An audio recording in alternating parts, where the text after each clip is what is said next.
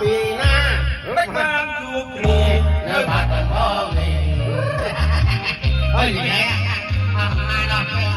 នេះពីឯង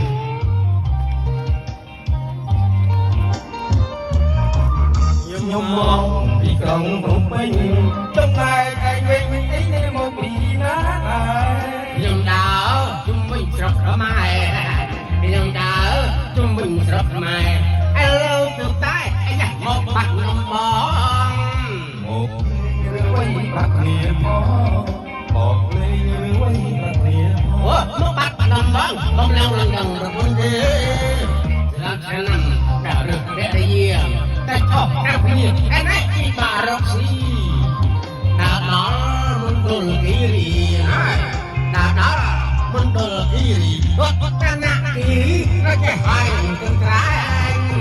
មួយហើយស្វាយនឹងព្រៃវែងហើយស្វាយនឹងព្រៃវែងអូខ្ញុំក៏ដូចឯងខ្ញុំងតំបន់ខ្ញុំដែ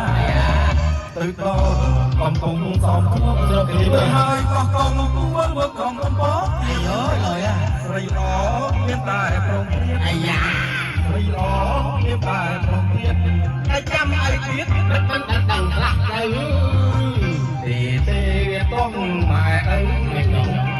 ទេវាต้องម៉ែអីតើទៅមកទៅម៉ែអីតាគេចំណែកនេះឯនេះវិញទិញពីភ្នំពេញតែកុំពុំចាំព្រមធំបានឃើញស្រីមួយរំទុំ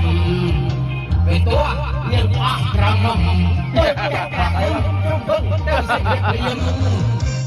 ដល់សស្រាយចង់ចុកឈាមរឿងអីមហាមិត្តវាមើលបំណិតស្និទ្ធទៅចូលរកា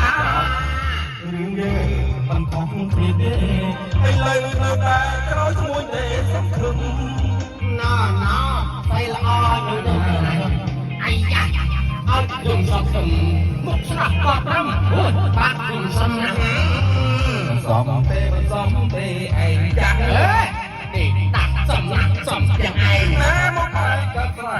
មិនដឹងពីគេនេះឲ្យតម្លៃណាពុកយំកើតក្រៃនឹងអីទេ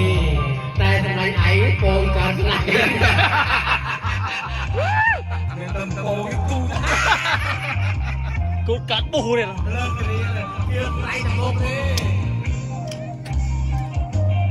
អីមិនដឹងបងឯងអាហ្នឹងចាំយើងបងប្អូនវិញរឿងយើងមិនខុសគ្នាទេឥឡូវនៅតែក្រោយមួយទេសង្ឃឹមណាពេលឲ្យខ្ញុំអីយ៉ាឲ្យខ្ញុំសង្ឃឹមពុតឆ្លាស់បបព្រំបានខ្ញុំសំណាង